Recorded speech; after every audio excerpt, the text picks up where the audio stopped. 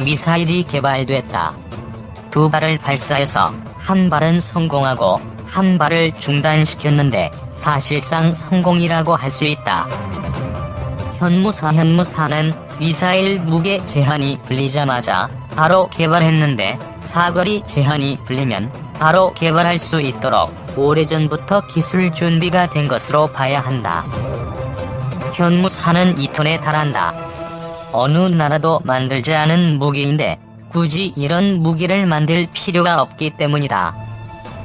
우리나라는 주변 국가, 북한 그리고 핵을 가질 수 없는 특수한 상황 때문에 이런 무기를 개발할 수밖에 없었다. 현무사는 무기화시켰다. 2톤의 폭발력이 어느 정도인지 실제로는 가늠하기 힘들다. 이는 2톤 혹은 3, 4톤짜리 혜성이 지면에 떨어지는 것과 같은 효과를 낸다. 다만 계산상으로는 콘크리트 28m, 일반 지층 100m, 일반 지층 100m까지 파괴가 가능하다고 한다. 그런데 실제로는 정확한 탄두 중량도 파괴력이 얼마인지 알려지지 않고 있다. 현무사 개발은 두 가지 의미를 갖는다.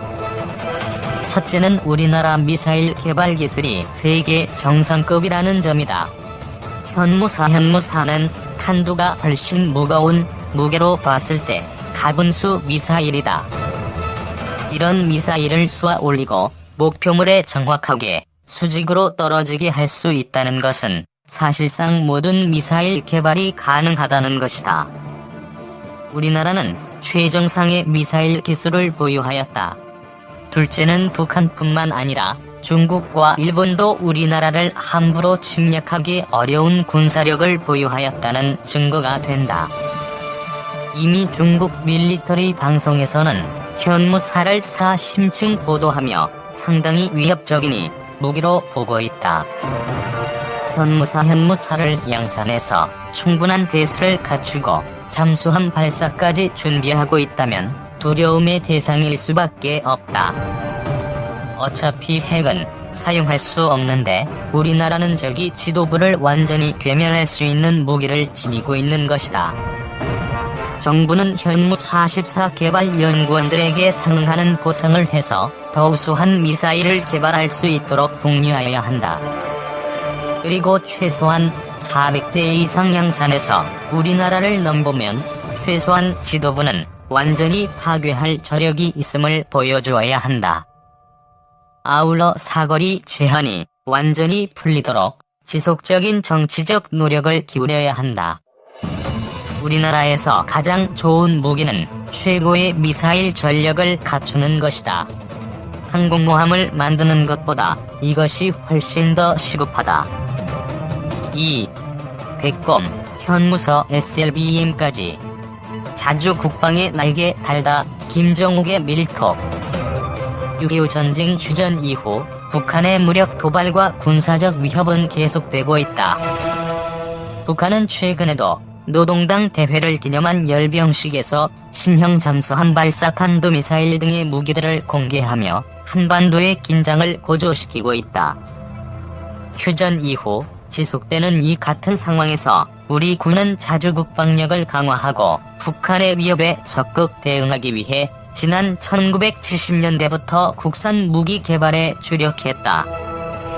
이 가운데 미사일 분야는 짧은 기간에도 눈부신 성과를 이루면서 우리 군사력의 한 축을 톡톡히 담당하고 있다.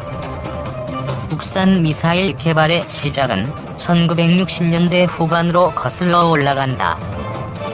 우리의 국방력 상당 부분을 주한 미군에 의존하고 있던 당시 미국이 닉슨 독트린을 발표해 우리에게는 자주 국방이 절실해졌다. 1969년 발표된 닉슨 독트린은 한국 등 아시아에 배치된 미군과 무기들을 감축하는 게 주요 내용이었으며 이를 계기로 우리 정부는 국내에서 직접 무기를 연구, 개발할 수 있는 기관의 필요성을 느꼈다. 이렇게 해서 1970년 8월 6일 국방과학연구소가 탄생했다. ADD는 출범 당시부터 탄도미사일 개발이 주요 목표였다. 북한이 공격을 해오면 그 원점을 타격할 수 있는 강력한 무기가 필요했고, 그게 바로 탄도미사일이기 때문이다. 이에 ADD는 극비리의 탄도미사일 개발을 기획하고 선진국의 미사일을 모방해 성능을 개량시키는 방안을 추진했다. 1974년 ADD는 미국 지대공 미사일인 나이키 허큘리스를 모델로 국산 지대지 미사일 백곰 개발에 착수했다. NH는 1965년 미국으로부터 들여와 우리 군이 운용하고 있던 미사일이다. 지대공을 지대지로 바꾼 백곰의 외형은 NH를 그대로 베꼈지만 추진기관 등의 성능은 개선했다. 1978년 4월 백곰은 시험 발사를 마친 뒤 그해 9월 중남 태안의 ADD 안흥 시험장에서 공개됐다. 엄청난 불기둥을 뿜으며 발사된 백곰은 목표물에 정확히 명중했다. 국내에서 자체적으로 미사일 개발을 착수한 지 4년 만에 미사일 제작 기술을 갖게 된 것이다. 백곰의 사거리는 180km다. 전방 지역에서 발사하면 북한의 평양을 타격할 수 있고 모델이 된 NH보다 40km가 더 길다. 김우현 ADD 수석연구원은 백곰 미사일의 개발 성공으로 우리나라는 세계에서 7번째로 미사일 기술 보유국이 됐다며, 백곰을 만들 수 있는 기술은 우리나라가 현재 각종 유도 무기를 제작할 수 있는 기반이 됐다고 설명했다. 우리나라가 극비리의 백곰 개발에 성공한 뒤 이를 공개하자 주변국들은 한국의 핵무기 개발을 우려하며 민감하게 반응했다. 일본은 한국의 미사일 개발은 핵 개발과 연관돼 있을 것이라는 추측을 내놓았고, 소련은 한국의 핵 개발을 경고한다는 성명을 발표하기도 했다. 주변국들 가운데 특히 미국이 가장 경계하는 모습을 보였다. 당시 미국은 한국이 핵무기까지 개발하는 것 아니냐며 미사일 개발 중단을 요구했다. 백곰 개발에 참여했던 안동만 한서대 항공전자공학과 석좌 교수는 백곰을 공개하자 얼마 후 미국 정부가 파견한 7명의 사찰단이 ADD를 찾아와 어느 나라에서 들여온 기술인지를 캐물었다고 당시 상황을 설명했다. 미국의 미사일 개발 중단 압력을 받은 한국은 미국이 용인할 수 있는 수준으로 개발 범위를 제한하겠다고 했다. 1979년 우리 정부는 사거리 180km 이내, 탄도 중량 500kg 이내를 내용으로 하는 미사일 개발 지침을 마련했고, 미국은 이에 동의했다. 한미 미사일 협정이라고도 불리는 미사일 개발 지침은 이렇게 생겨나게 됐고, 이후를 몇 차례 개정을 통해 현재는 800km까지 사거리가 늘었다. 백곰 탄생 후 시험 운영을 위해 초기 생산 물량은 육군 부대에 배치됐다. 하지만 백곰 개발 다음 해인 1979년 박정희 대통령 서거 등 복잡한 국내 사정 때문에 본격 양산되지 않아 결국 전력화로 이어지지는 못했다. 우리 정부는 주변국의 견제에도 계속해서 미사일 개발을 추진해 백곰의 후신으로 1986년 현무-1을 완성했다. 백곰의 개량형인 현무-1은 미사일 개발 지침에 따라 사거리는 180km였지만 백곰보다 명중률 등이 향상됐다. 1990년대에 들어 한국은 미사일 분야의 도약기를 맞는다. 1997년 ADD는 지대공 미사일 천마를 선보였다. 사거리가 10km인 천마는 궤도식 차량에 실려 발사된다. 차량에 탑재된 레이더는 20km 이내의 적의 행체를 탐지할 수 있고, 목표물이 10km 이내에 들어오면 천마가 타격을 한다.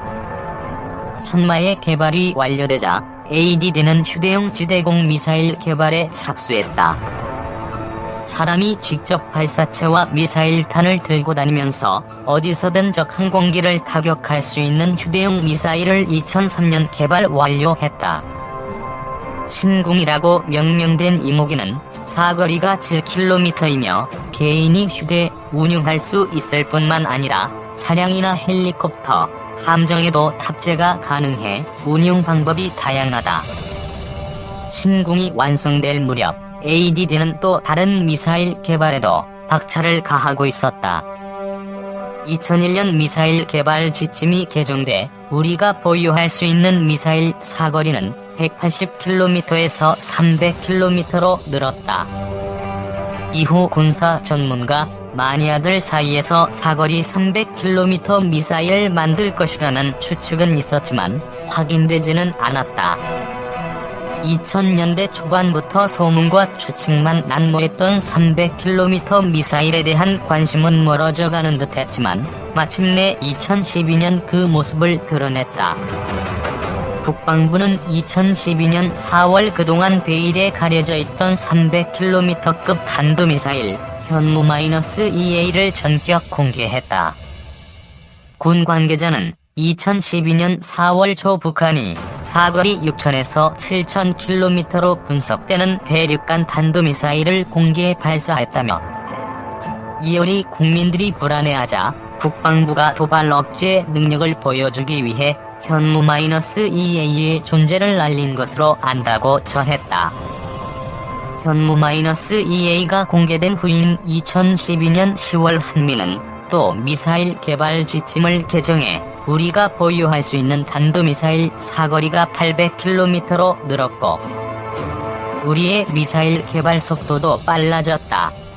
2015년 6월 ADD는 사거리 500km 미사일 현무-2B 개발에 성공해 전력화했다. 또 2017년 6월에는 사거리 800km 미사일 현무-2C를 개발 및 실전 배치하면서 북한 전역을 타격할 수 있는 미사일을 갖게 됐다.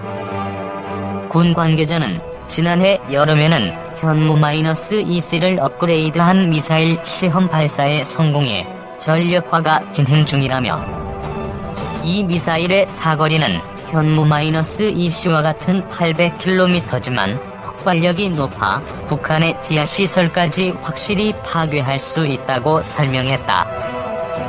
그동안 지상에서 발사하는 탄도미사일 개발에 주력했던 우리 군은 이제 잠수함에서 발사하는 미사일 개발에도 나섰다. 군 소식통에 따르면 ADD는 지난해 말 SLBM 지상 사출 시험을 마치고 올해는 수중 사출 시험을 할 예정이다. 현무-2B를 기반으로 만드는 이 SLBM은 3,000톤급 잠수함에 탑재될 예정인 것으로 알려졌다. SLBM 개발에 성공하면 우리는 북한에 이어 세계 8번째 SLBM 개발국이 된다. 우리의 미사일 개발은 짧은 기간에도 상당한 수준에 이르렀지만 북한의 미사일 위협에 대응하기 위해서는 지금보다 더욱 우리의 미사일 능력을 높여야 한다는 평가가 지배적이다. 북한은 우리보다 약간 앞선 1960년대 초반부터 미사일 개발을 시작해 지금은 미국 본토까지 타격할 수 있는 ICBM까지 갖추었다. 탄도미사일 사거리만 비교해도 우리가 가진 미사일은 최대 800km인 반면 북한은 23,000km로 추정되는 미사일을 보유하고 있을 정도로 차이가 난다. 북한 미사일의 명중률 등은 확인되지 않고 있어 북한의 미사일 능력을 너무 과대평가할 필요는 없다는 의견도 있다. 하지만 그동안 북한은 국력 대부분을 미사일 개발에 쏟아부은 점을 감안하면 미사일 능력을 무시해서는 안 될 것이라는 게 중론이다. 김대영 한국국가전략연구원 연구위원은 북한은 열병식 등을 통해 다양한 미사일들을 공개했지만 시험 발사 등이 제대로 안 이루어진 것들도 있다며 하지만 북한은 휴전 이후 미사일 개발에 많은 공을 들인 만큼 미사일 능력을 너무 얕봐서도 안 된다고 설명했다. 북한의 위협에 맞서기 위한 우리의 미사일 개발 노력도 계속 진행 중이다. 이런 가운데 우리의 안보 촉수라고 불리는 한미 미사일 개발 지침을 해제해야 한다는 목소리는 계속 나오고 있다. 신인균 자주국방 네트워크 대표는 미사일 사거리를 800km로 제한하는 것은 우리의 미사일 주권을 속박받고 있는 것이라며 현재 우리가 북한 전역을 타격할 수 있는 800km 미사일이 있지만 중국 등 주변국에 의한 미래 위협에 대비하기 위해서는 800km 이상의 미사일이 필요하다고 강조했다.